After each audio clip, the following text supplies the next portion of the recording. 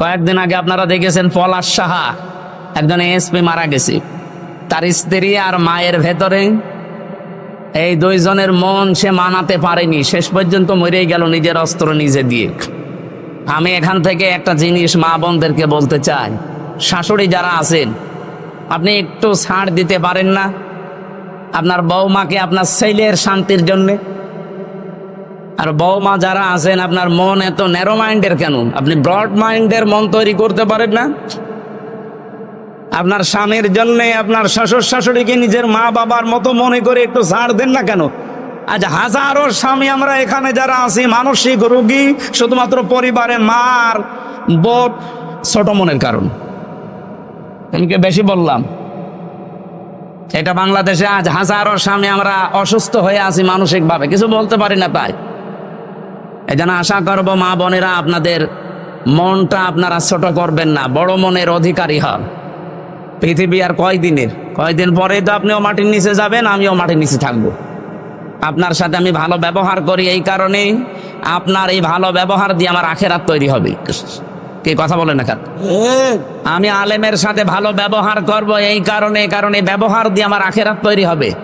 তার সাথে আমি খারাপ আচরণ করলে এইটা দিয়ে আমার আখেরাতে জাহান্নাম তৈরি হবে। জান্নাত জাহান্নাম আপনার এই কামাই দিয়ে তৈরি করবে আল্লাহ।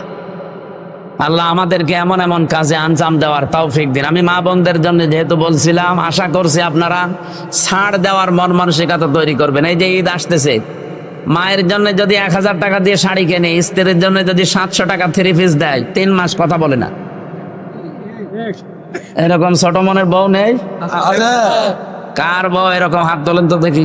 কেরম সাহস আপনার! নারায়ণগঞ্জেও যদি এই সাহস আপনি না দেখান, এটা নজরুল ইসলাম বাবুর এলাকা। ওরে বাবা, আপনারা যদি না পারেন তা আমরা কুষ্টিয়ার মানুষ পারবো? 3 নম্বরে মায়ের কষ্টটা, এইটা দুধ খাওয়ানো। যদিও দায়িত্ব মায়ের না, দুধ খাওয়ানোর দায়িত্ব বাবার। এখন যদি বলেন নতুন কথা বললেন, সূরা বাকারা 233 নম্বর আয়াতের মাঝের অংশে দেখবেন, আল ওয়ালিদাতু ইরদিউনা আওলাদাহুন্না হাওলাইনি কামিলাইনি লিমান আরাদা ইয়তিম্মার রদা। এটা মুযাক্কার শব্দ। আপনি দুধ পান করানোর দায়িত্ব বাবার। বাবার যেহেতু জিনিসপত্র নেই, এই জন্য মা পান করিয়ে দেয়। মা যদি পান না করায় মার গুনাহ হবে না। আমার মনে হয় এটা মাইকে বলা ঠিক হইল না, কারণ আমারও 8 মাসের একটা বাচ্চা আছে। তো ম্যাডাম যদি এখন শোনে, বলে বাড়ি আসেন, টাকা দেন, তারপরে আপনার মেয়ে দুধ খাওয়াবে, এটা মুসিবতে পড়ে যাবো না? থক্কু আমি আর কোনোদিন বলবো না। এই যে 3টা কারণে মায়ের সম্মান আল্লাহ এত বাড়িয়েছেন, নবীজি এত বাড়িয়েছেন, তার আইবটা এমনি দেয়নি।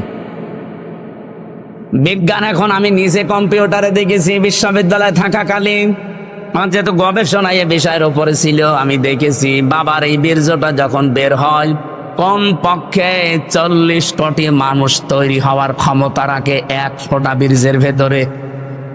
ওখান থেকে মায়ের রেহিম পর্যন্ত আসতে বিভিন্ন জায়গায় ধাক্কা খেয়ে পড়ে যায় অনেকে।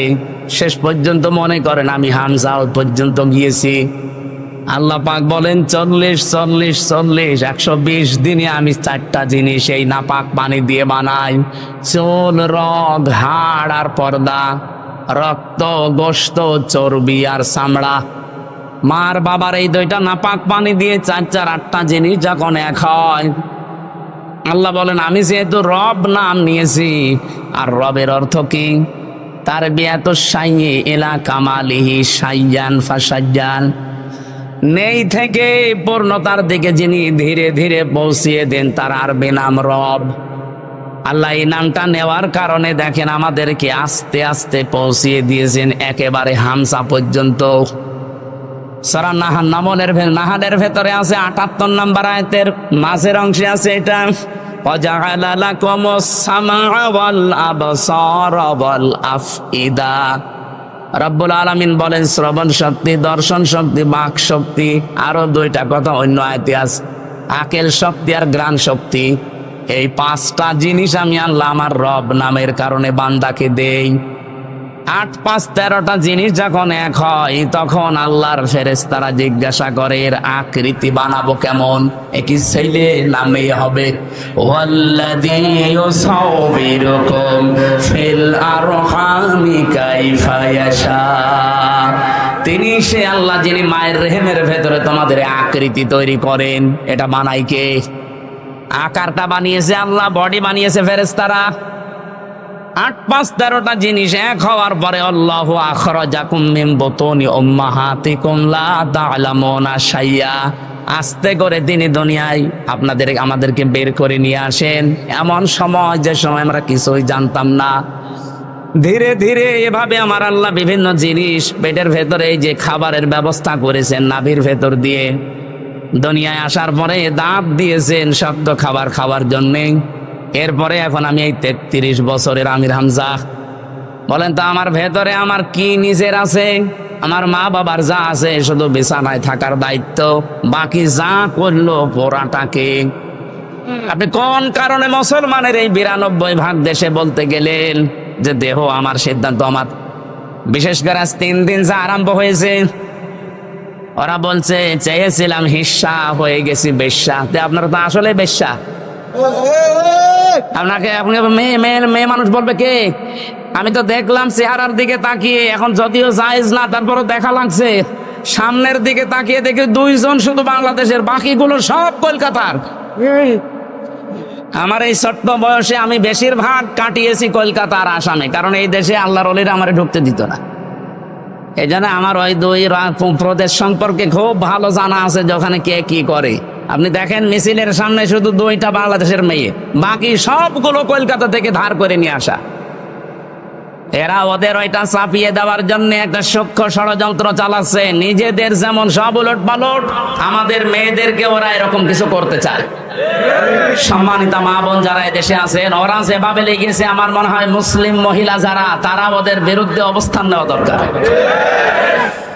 যে আমার দেহ আমার সিদ্ধান্ত, মানে দেহ আমার না, সিদ্ধান্ত আমার না। আলাহুল খালকু ওয়াল আমরু, দেহ আল্লাহর, সিদ্ধান্ত কার? আল্লাহ। আমি বিস্তারিত আর তথ্যের দিকে যেতে পারছি না, আমি আয়াত পড়েছিলাম একটা, ওইদিকে যাচ্ছে সময়। আমার মনে হয় 1 ঘন্টা হয়ে গেছে। ওস্তাদ আবার বসে আছে, তো আমার তো আর সময় নেওয়া ঠিক হবে না। ওনার কাছে আপনারা এখন কথা শোনেন না। আমি আগামীতে আবার যদি আশপাশে কোনো জায়গায় আসি, 2টা দাওয়াত নিয়েছি, একটা 2500 আর একটা সোনারগাঁও, ওখানে কথা বলবো ইনশাল্লাহ। আমি নিজে ওনার ভক্ত, যদিও আমার মনে হয় জীবনে আজকেই প্রথম দেখা। আমি বহুবার রাজি সাহেবের কাছে ওনার নাম শুনেছিলাম, মনে মনে ভাবতাম যে নিজে যে ঢাকায় দেখা করে আসবো, সময় পাইনি বলে আসিনি। আজকে যেহেতু দেখা হয়ে গেছে, আমি নিজে কিছুক্ষণ শুনবো আজকে ওস্তাদের কথা। আমার কথা আপনারা ইন্টারনেটে হাজার হাজার দেওয়া শুনতে পারবেন। আমি যে আয়াত পড়েছিলাম সূরা মায়েদার 27 নম্বর আয়াত, ইনশাল্লাহ ব্যাখ্যা করবো। কোরবানি সংক্রান্ত ওস্তাদ পারলে করবে ইনশাল্লাহ। আসসালামু আলাইকুম। এত রাত ঠিক না, 10টা বাজে এখন, 11টা পর্যন্ত 1 ঘন্টা বললো 11টা হয়ে যাবে। যার জন্য এখানে আসা, দিন মোহাম্মদ, সে অসুস্থ, দোয়া করছে। ওস্তাদ কিছু কথা বলেন। আমি কিছুক্ষণ বসি, এরপরে দরকার আমি এবারকে বলে